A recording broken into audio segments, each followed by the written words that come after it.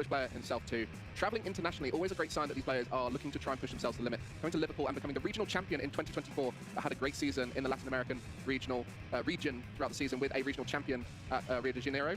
And both of these players piloting Dragapult, not with the Dust Noir on this occasion, but there are some differences between the lists. There are some differences. Tord, of course, being recognised for a top 4 finish at the NAIC this season, popularising or repopularising the Dragapult that just hangs out on his own with a bunch of basic techs. Most people heading into the NAIC were looking towards other Stage 2 partners, be it the Cursed Glass Dust Noir package, or be it Charizard EX. Tord said, I'm not afraid of Gardevoir, I'm going to stick to my guns and have a straightforward game plan with Dragapult, because that Phantom Dive is still the best attack in the game. And it'll be interesting to see how we see adaptations for the Black Bolt and White Flare meta. Many cards changing archetypes, making decks like Golden Go rise to the top. So now you have to find a way to beat that. And there's lots of different decisions you can make, whether you make your deck more consistent and try and beat it in that way. But both these players have interesting tech for that matchup. But it will then mean in this game, their general game plan will just be to try and be as consistent as possible. And where you take those cards out, it can be tough. And an ace spec in the prize cards, as well as 2 counter catchers on the side of Fabrizio. That's a devastating set of 6 cards for Fabrizio. Neo Upper Energy is, of course, the ace spec. You can only play one of them in your deck. And this is 2 attachments for the price of 1. This is such a huge card that you build your deck around. You have a heavy suite of Professor's Research and the new supporter card Hilda to try and cherry pick this card, because it's so vital to get your Phantom Dive for just 1 energy drop. But that being in the prize is going to be a huge issue for him to navigate in this game number 1 here. Well, we'll take you through the differences in their list compared to what you might be used to with Dragapult. But our round 1 is starting now at the Anaheim World Championship, the 3rd time we've returned in 2025. Who will be the world champion, the most competitive world championship we've ever had? And the start here, not looking great for Fabrizio as Tord kicks off going first. Tord starting off with his signature Dreepy, and also has the Ultra Ball to kickstart his turn number 1 here. He will be able to search his deck and grab any Pokemon. I think it wouldn't be too surprising if he looks towards getting an additional Dreepy down here. That's oftentimes the priority of these Dragapult builds, because not only are you working towards your Stage 2 main attacking option, but also the more access you have to Dracloak, the more cards you can draw throughout the game with Recon Directive, a phenomenal ability in this deck. Yeah, Recon Directive, once during a turn, look at the top 2 cards of your deck, choose one and put the other one on the bottom of your deck, allowing you to evolve up through Dracloak, not needing to use that rare candy like we often see in Stage 2 decks. And the Dragapult at the top of the evolution line, an incredible attacker, 320 HP, no weakness, and with that Phantom Dive attack, allowing you to do 200 damage to the active and 6 damage counters to the bench. So you're setting up these board states where you can slowly break down your opponent with a huge tanky Pokemon in the active spot. And this mirror match is going to be intricate, make no mistake about it. The flexibility of the 6 damage counters that you can place means you can have all sorts of different options on how you try and target down your opponent's bench. And of course, within both players' deck lists, there's also Monkey Dory, a huge card in the format. Every deck is trying to weave this card in, thanks to its Adrena Brain ability. If it has a Darkness Energy attached, you can move up to 3 counters from one of your Pokemon to one of your opponent's Pokemon. That means that not only are you removing damage counters that your opponents put onto your Pokemon, but also it can help you set up even on evolving Pokemon like Dracloak throughout the game.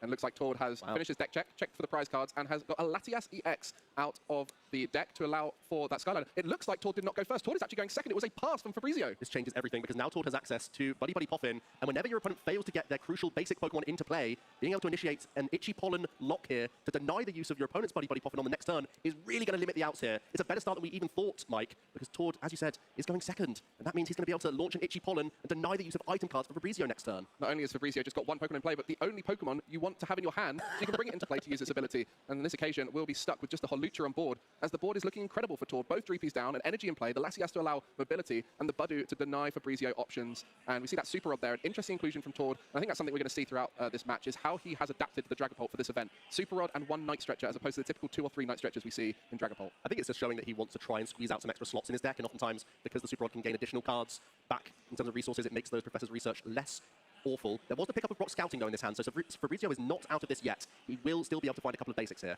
Yeah, many people switching Hilda in for Rock Scouting, but it's still incredible under that Budu item lock from the Itchy Pollen, allowing you to search your deck for 2 basic Pokemon or 1 evolution Pokemon and put them into play. At this stage, Rock Scouting will be for those basics, and later on during the game allows you to find those Dracloaks and Dragapults, and pretty much the perfect card to find in this scenario, as item search for Pokemon is not available. Yeah, typically Rock Scouting looks like an unimpressive, unimposing card, but simply because of the dominance of Itchy Pollen in so many archetypes, this supporter card has made its way into a number of decks just to have additional outs to play the game, and it's exactly what we're seeing here. It's going to be the payment of retreats from this Holucha, so Fabrizio can get his own Budu into play and will be Itchy Pollening straight back into Tord.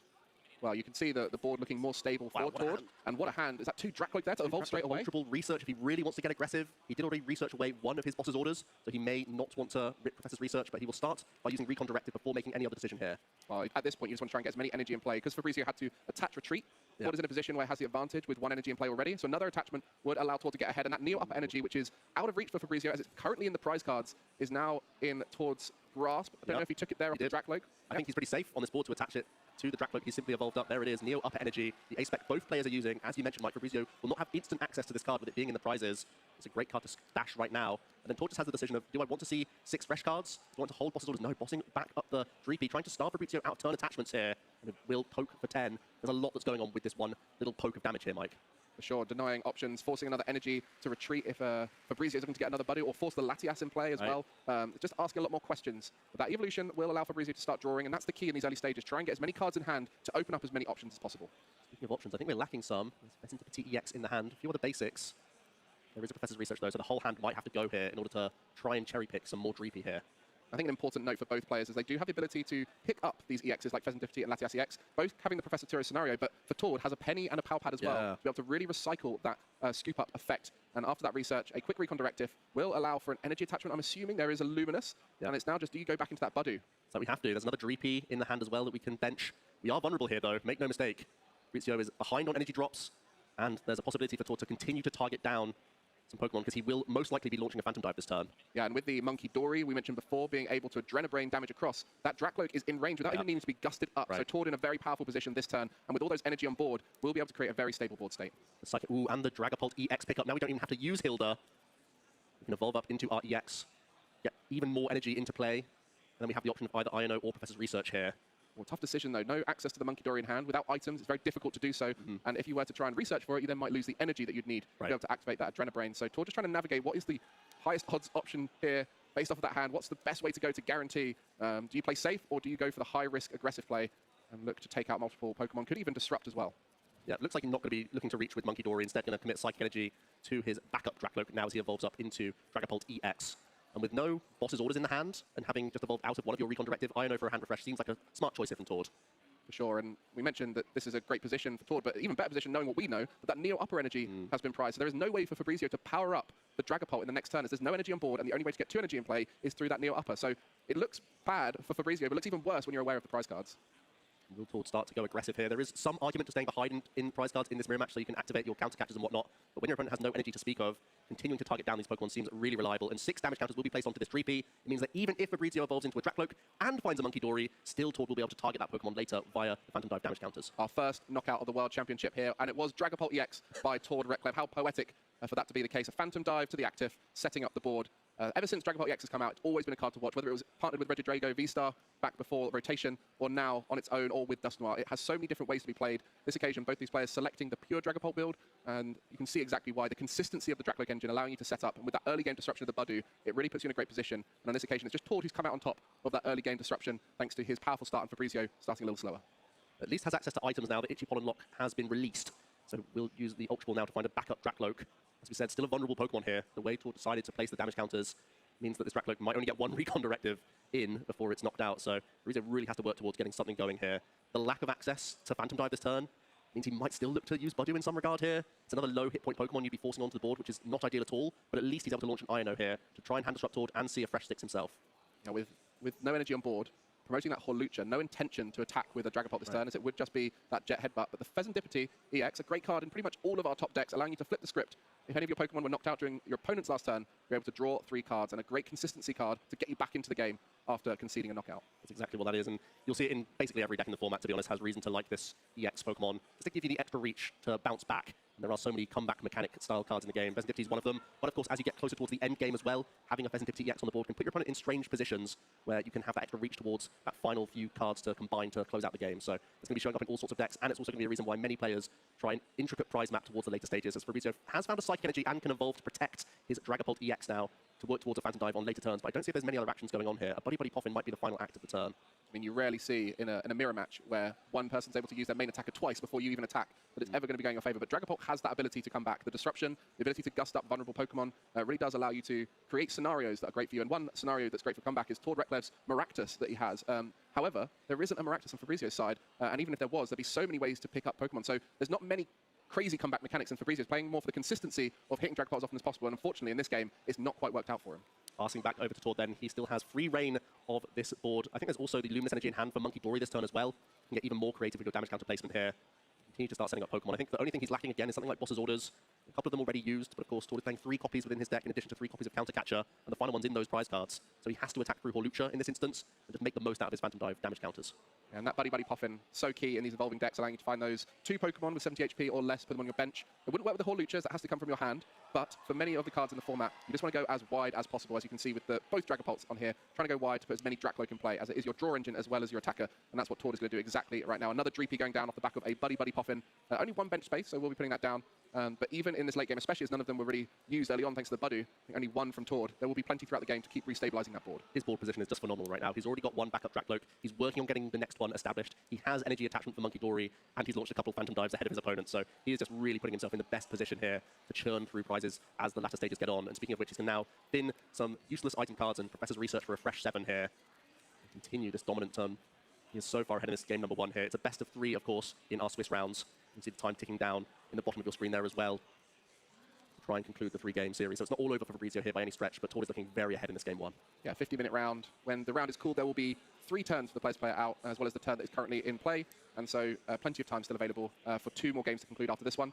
And I think there's definitely a point in this game where Tord is feeling confident with his current board position, that he can just continually attack with that Dragapult. The disruption is great into many of the decks in the format, especially when you play Dragapult, as you can often set up boards where you don't take a knockout, so you don't give them the Festivity EX. But with those Dracloaks, you do see an extra few cards, as well as denying cards you don't want, and it really allows you to stabilize throughout the game, especially once the energy is all in play, ready to go.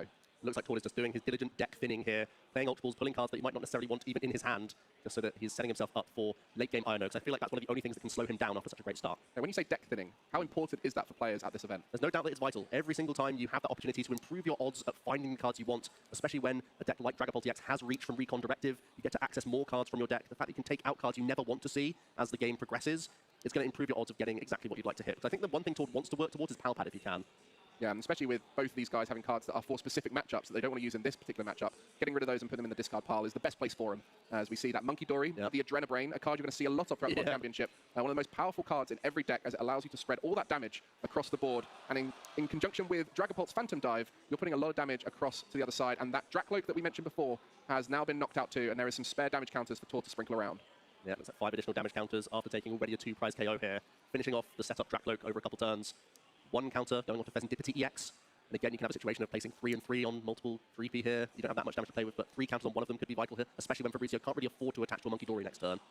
Yeah, and it's going to be putting all 4 onto one of those Dreepy, and Tord is getting closer to taking all those prize cards. Just 3 remaining for him, as Fabrizio has yet to take one. And I'm sure he's looking to try and get that Neo Upper Energy out of the prizes, as a little bit behind on those energy attachments, struggling a little bit here with the stability of the board, but does start things off with a Flip the Script. Yeah, we need help from Flip the Script, because I didn't see access to Iono. I feel like that has to start coming down at this stage in the game when you're quite far behind. Has found Ultra Ball, so could at least evolve up into a Dracloak here. I don't even think he has access to Fire Energy just yet, unless it was found off the Festivity EX. I mentioned the Iono, really powerful here against Tord, as Tord has no draw engine on board, but does have both attackers ready to go. So he's just hoping that 2 Dragapults is enough at this stage, retreat into them for free with the Latias EX's Skyliner, and just continue the final 3 prize cards through 2 or 3 Phantom Dives. Fabrizio going to say that the 4 damage on Dreepy means that's basically no longer an option. Let's attempt to get a Dracloak in the mix instead on a healthy Pokemon on the bench. Does have a Monkey Dory. Actually, there is Light Spectre in the hand, so we could evolve up multiple Cloak here if need be, just for extra draw power. It's whether or not we need to prioritize an energy instead here. Did we find Iono from the Festivity? I see a lot of boss's orders. I see Hilda. I'm not sure if I see the Iono. And Tord sat on a great hand as well, by the way. He's sat on Professor Toro's scenario next turn in case there's a hit with a Phantom Dive. Could be getting... Oh, he did find Iono, so here we go. A big hand disruption. Fabrizio will see 6. Tord losing a bunch of cards in his hand and losing a Dracloak to the bottom of the deck as well. That would be like his only semblance of any draw power. So Tord is going to be limited to a really low number of cards next turn. Exactly what you need to see from Fabrizio. Just see him taking a little bit of extra time to remember what was in that hand, so he knows whether to shuffle or continue drawing down. And I do like this Iono now, and the energy attachment coming through will allow the first Phantom Dive of the game for Fabrizio, and will try and claw back through this game. The Jamming Tower coming down, the stadium of choice for Fabrizio. Unfortunately for him, there is no tools in Tord's deck, so we'll just be getting it out of the hand and into play. And we'll be looking to Phantom Dive into the active, putting 200 damage on Tord's Dragapult EX, and now for those 6 damage counters. And when we're dealing this much and keeping that damage in play, it doesn't really make sense to spread the damage counters too much, trying to play around Monkey Dory, because they can always get the maximum value by removing the damage off the active Pokemon, so instead it's going to be a full 6 onto the Dreepy here. To do the same thing Tord set up a few turns earlier, which was even after evolving up and using Adrenabrain, Fabrizio can still target down a Dracloak if he would like. Yeah, you see that Pal Pad there, a card Tord loves to use, as he loves to have these unusual supporters in deck that he can reset, and then also adding that 4th and 5th boss's orders back into the deck, playing only 3 copies, but by having the Pal Pad, it's almost like he's playing a 5th copy of every time he uses that boss's orders, and you can see how important that card is in the archetype. We saw Dragapult EX increase the number of gust options as the deck got stronger and stronger, playing 4 bosses orders, 3 counter catchers. Last time we saw Tord piloting it. Now with those 3 bosses orders, and I believe 3 counter catcher, maybe 2. Yeah, 3 counter catcher. That is a lot of gust option once you put them back in with the Pal Pad. And Tord is spying game this turn with the 10 damage already on Pheasantipity EX and a heavily damaged Dreepy. This one recon directive can find one of those 2 bosses orders, and the game could be closed out this turn, Mike. It's only a couple cards, but the deck is relatively thin, and we have to shuffle 2 bosses orders into the deck. We could be closing out game 1 very shortly. Let's see the 2 cards off the top. Neither of them boss. Is a counter catcher. The Ethan Pseudo-Wudo as well, an interesting tech inclusion. Not only is Tord playing the Maractus, but also an Ethan Pseudo-Wudo, which can also be a corner trapping option. Well, here's a little quiz for you. I said you're the encyclopedia of knowledge. Tell me, what does Ethan Pseudo-Wudo do? Well, Impound is just like corner in that it can deny the defending Pokemon from retreating, but it also has the try to imitate attack that can have some interesting high roll moments in panic situations. Flip a coin of heads, choose one of your opponent's active Pokemon's attack, and use it as this attack. Fabrizio, sigh of relief. The game hasn't ended just yet. Tord having to suffice for attacking into the active Dragapult, and will go down to 2 prize cards remaining, finishing off the bench Dracloak here after the use of Monkey Dory. Now, in this matchup, when there's damage on board, especially when there's that much damage on a Dragapult, you'd think about something like Professor Turo's Scenario is a great option to get rid of it. But without that Neo Upper Energy, or without a bunch of energy in play already, that would mean Fabrizio has no attacker outside of something like a Blood Moon, Ursaluna, and that puts him in a tough position to really continue attacking. So Professor Turo's Scenario might seem great here, but it might just be putting him so far behind it's not possible. There it is. Yeah, 3 additional cards from the Flip the Script. We do have Counter Catcher plus Ino, a classic combination that Dragapult likes to string together to attempt to buy time. There aren't many liabilities on the bench for Tord, though. So there's not even great trapping opportunities thanks to the Skyliner ability of Latias EX. So Fabrizio may not even have the option. Can attach to Monkey Dory here. Doesn't change a huge amount, though. With such a heavily damaged Dragapult, Tord's still in this commanding spot. Going to be healing up the Dreepy and taking a prize here. Oh, looking to get that Neo Upper Energy off the prize cards, I think, with that. And going to be looking to just retreat here. Maybe we're going to see the Dreepy going forward and just trying to find another turn of options. But yeah, just really looking to try and get that Neo Upper Energy. You can see that whenever you see someone taking a knockout with Monkey Dory on something like a Buddy or finishing off something before the attack, they're typically looking to try and find something off the prize cards. On this occasion, it was not found. So Fabrizio is just looking to see if he can get another turn as Tord, not many cards in hand and only the 1 Dracloak to draw. Boss's Orders will do it. There it is, coming to the top. Boss's Orders. Tord can close out the final 2 prize cards and take a dominating game number 1. What a game for Tord. Set up well, set up strong. And on the other side, Fabrizio having one of the tougher starts that you'll see for Dragapult. And typically, when that happens, the Budu will secure the game. And it was a great attempt from Fabrizio to try and claw back in and find new options, find that Dragapult EX to attack later on, but there was just too much stability on Tord's side. Yeah, Tord's start was more than helpful, getting access to Ultra Ball in addition to Buddy Buddy Pop in addition to research. Never whiffed on attachments either, so just kept making this board state more and more robust. And in this mirror match specifically, one of the curses of the fact that your Dracloak is not only your engine, but also part of your attacking line, that as these get targeted, the deficit really surmounts against you. There it was, our 5-time IC champion Tord, taking the first knockout of our 2025 World Championship. And that Horlucha, unfortunately in play, never used its ability, and it was just there as an option for Tord to take some prize cards. And you just see the sprinkles of damage throughout the game, always in favour of Tord, as there's always a knockout available on the bench. And even with those flip the scripts throughout the game for Fabrizio, every turn, there just wasn't enough in the deck to find a victory. Both these players playing the same archetype with slight differences, but when it comes down to this matchup, they are doing the exact same thing. Who can do it first, who can do it better, will tend to come out on top. And one of the really intricate turns, it didn't seem like much, but Tord opting to go for Boss's Orders, Itchy Pollen on that 1 Dreepy really changed the trajectory of the game. The 1 damage counter really meant something. It put Fabrizio in this weird position where he couldn't really retreat it very comfortably, had to leave it and like evolve up and do lots of weird decisions after that point, especially when you're stranded without the use of item cards. That really put Tord on a good pace to continue through the rest of the game. And even that Latias EX being the first Pokemon found out of the deck just shows how much Tord respects the energy attachment. If you don't have to retreat it off of the Pokemon, then you keep it in play, and throughout the game, never in doubt that he had the energy ready to attack. So Tord Reklev up 1-0 here. Fabrizio, our 2024 Liverpool champion, as well as our Rio de Janeiro special event champion. I think we can safely say a great player who's looking to try and overcome Tord Reklev here in this moment. Not the player you want to be seeing on your round 1 at the World Championship, but I'm sure every player here is confident that they can take anyone at the event. We'll start to see some prize cards momentarily. You have to imagine Fabrizio is going to opt to go second here. Getting those additional outs to so many supporters within your deck means you aren't going to be found without a Buddy Poppin and just lacking those Dreepies as he did in game number 1. And really try and put the onus on Tord to have early item cards before there's an Itchy Pollen. Well, game 2 kicking off here, and it will be Tord looking a little bit stumped at his hand, but actually, I wouldn't be. He's got 2 Buddy Poppins, Mike. Well, Buddy Poppins will find you all the Pokemon you need. There's energy in there, pretty much the perfect turn 1.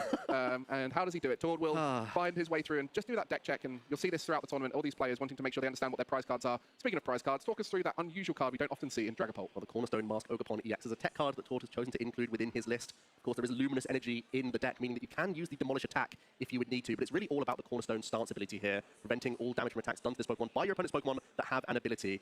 And it won't be coming up much in this matchup, no doubt. That's going to be staying well clear of the board if Tord can ever help it. But it's a fantastic card into a number of matchups. One of the premium reasons to have it in the deck is going to be the Golden Go EX matchup. Yeah, probably our most popular deck coming into the tournament. Many of you familiar with its rise recently thanks to JCC And it is so powerful where there's many of these 320 HP Pokemon, 330, 310, like we see with the Dragapult EX here, being able to knock out anything thanks to its attack is so good. But on the other side, I think Fabrizio will be happier to see Buddy on the active, as well as that Neo Upper Energy in the hand. Hasn't got a chance to prize check yet, but we'll be sure that he has that in play this game. But Buddy start a great position. You don't have to retreat then. Both players in a spot now where they're confident that they're going to get an itchy pollen off at the beginning of the game. Instead of be feeling happy, but I'd be having a sinking feeling in my stomach. A game down, only 20 or so minutes remain on the clock, and your opponent's just gone double buddy pop in turn 1. That's a really awkward situation. You choose to go second with these decks to give yourself the best odds of hitting these buddy pop in, but sometimes your opponent just has them in the opening. And now look at towards board, led with the Budju, which means he's already threatening itchy pollen with no headache, no need to put the Latias EX into play just yet, and has already started to find Dreepy, which really sets him up nicely. Does he have a turn attachment to boot? A 4th Dreepy coming onto this board, and the Monkey Dory, and that's where the energy is going to go first with a Luminous attachment, and we're passing action over. What a stunning turn 1 for Tord. And not many cards left in hand. He'll be hoping one of those is something like a research, or maybe find that off the top, but able to set up everything he needs for the first turn anyway. Work that one out later. On the other side, Fabrizio going to be doing his first deck check. We'll be pleased to see that it's not too scary this occasion. Does have a few cards in there that are useful. Having a 4th 3P, having a 4th Dracloak, always nice to have them as you see them more often. And that boss's orders and the research, but all of these cards in multiple counts within the deck. Fabrizio playing the full 4 copies, as Tord actually did at the NAIC. So I'm sure Fabrizio was somewhat inspired by Tord's choice, which is what's led him towards choosing this deck for the World Championships this weekend. We're seeing the early search for a couple Dreepy of his own. And as he spotted, Mike, already energy attachments. The Neo Upper Energy going to be committed early here onto a Dreepy. It's a boss's orders. There's just a bunch of energy in this hand. Well, we noticed that last game, the first play was Tord bossing up a Dreepy and Itchy Pollen into it. So not only inspired by the deck, but maybe inspired by the option. As the evolution into the Dracloak will allow those draws to come through. And as Monkey Dory boss, not ideal. You really want to start getting those Dracloaks on board, as many as possible, really, at this early stage. As a Psych Energy, you could attach Retreat if you want to Itchy Pollen your opponent back here. That's exactly what we're going to be seeing from Tord. Try and protect your Dracloak as best as possible, and deny the outs from Fabrizio to find multiple Dracloak himself here. Just going to quickly ask how many in the hand. Both players kind of sat on not much. It's going to be a boss's orders back. The Monkey Dory can fling 1 damage counter over to the Budju, and then it will be an Itchy Pollen here as well. Why is that boss's orders play so key for these players early on? Well, when you're lacking draw power, there's always a way that you can make a situation happen like this, where you're forcing energy attachments off these Pokemon just to retreat. And Tord's already found his Monkey Dory energy attachment, and that's a big advantage in mirror matches. So whenever you're removing an attachment, you're putting your opponent behind that little bit, and Fabrizio just having to settle for an Itchy Pollen here. And without that ability to evolve through Rare Candy, another key component to early turns is evolving into Dracloak. And on this occasion, Tord may only have that 1 Dracloak, but it's going to get him more cards. It's going to allow him to get Dragapult sooner. And this knockout here on the Budu, not only will it take a prize card, but it will remain item lock for Fabrizio. Not able to play any of those item cards, but the Pheasantipity now activated. Does it change his fortune here? Does he finally have access to a draw supporter? So far, just the boss has always played. Well, at least he's found another Budju. It could be another retreat play. It's getting more and more awkward for Fabrizio. Only good news is that Tord hasn't had the best hand either. Both players are working on a little right now. It's another energy having to be sacrificed to maintain this Itchy Pollen lock, hurting the outs of Tord's draws from his Recon Directive. You just see that Monkey Dory early on with the Luminous Energy attachment, allowing those... Ooh, it's a research, Mike. Oh, that's huge there. The Adrenabrain early on, just popping damage back across. But on this occasion, the research will allow Tord to dig deeper and hopefully set up some more Dracloaks, as that singular Dracloak might be good, but you just want to set up the most aggressive board state possible, especially while Fabrizio is struggling to get going. The more the merrier for Tord. He's able to pick up, it looks like a Dragapult EX for the following turn as well, perhaps. Looking pretty solid here. Did have the attachment of Luminous Energy. We're going to see the Monkey Dory removing a damage from his active Budju here. Going to go on to another Dreepy. That's huge, that 1 damage there. Sets up a Phantom Dive, of course. Well, that's the... Keep poking with Itchy Pollen and hoping that Fabrizio's top decks are poor, which it seems like they are. Just a Holucha off the top. Luminous Energy attachment to Dreepy, and Tord again has this fantastic opportunity. It's just an Itchy Pollen. Tord's going to have the option to take out the Neo Upper Energy A-Spec here. If he can attack with the Dragapult, it looks like it's already in hand. You mentioned as soon as it came into play, that could come back to bite in the future, as it could get denied, but you just don't expect to be denying yourself of Dracloaks for this long. Yes. And it's just been so tough for Fabrizio, even with that flip the script from Pheasantipity, unable to draw into the Dracloaks. And once 1 is on board, you're just seeing so many more cards per turn, and that's exactly what you're seeing right now for Tord. That research last time was thanks to the Dracloak digging deeper through the deck, and that will just continue to be the case, as we need another energy and the Dragapult to evolve to be able to swing and knock out the Dreepy on the bench. And at that point, Fabrizio will just have a single Dreepy in play. It's going to be an awful position. There's also boss's orders in the hand, so Tord could take out double Dreepy here, leaving Fabrizio with a Pheasantipity EX and a Budju. Is not where you want to be. Boss's orders up the Neo Upper Energy Dreepy. Tord going to be going up 3 prize cards and eliminating every threat on Fabrizio's side of the field. Well, that's the power of this deck. The Budu keeping the lock on for longer. In combination with the Monkey Dory, damage has been moved around, set up the double knockout. No Dreepy on board for Fabrizio. He's going to have to claw back into this one. We said it last time, trying to find a way back in. On this occasion, it's an even harder hill to climb. My goodness. He has not had the best rub of the green here at all, Fabrizio. Both hands have been subpar in his openings, and Tord has just... Well, in this game, it took him a little while to get going, but eventually the Recon Directive did it. It's going to be the handshake from Fabrizio. He understands that Tord has built once again an unsurmountable position, and it's going to be a breezy 2-0 victory for the most accomplished player of all time, Tord Reklev. Yeah, looking to come out to the Anaheim World Championship in 2025 to get that title that's eluded him. 5 ICs, many regionals, lost count at this point, but the World Championship, the one he wants, came top 4 before, has made finals, but not able to try and take the full title, and that is the challenge for any player at this event, and starting strong with round 1 is the key. Fabrizio, unfortunately tested with those early hands, unable to stabilize around Dragapult, which is one of the most powerful decks at punishing slow starts. Yep, absolutely. You can control that board so well, and the board made it look very easy. He said, heading into the NAIC, when he created a new version of the straight Dragapult deck, that he was the most confident he's ever been going into a tournament. And I think with the few tweaks he's made